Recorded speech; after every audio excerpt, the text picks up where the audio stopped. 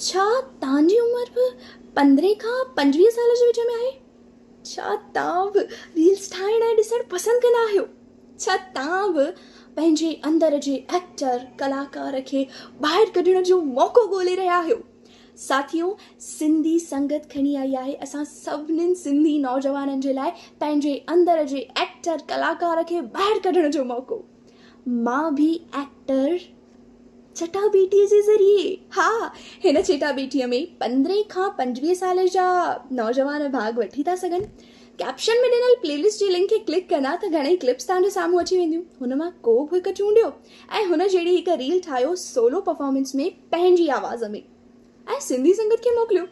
वधीक ॼाण जे लाइ www.sindhisangat.com आहे न, विज़िट कयो।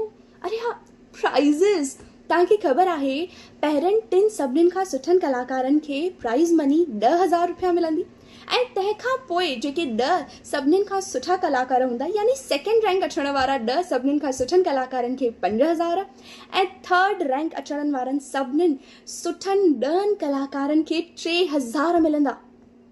इंतज़ारु छाजो, रील ठाहियो, वञो। जय झूलेलाल।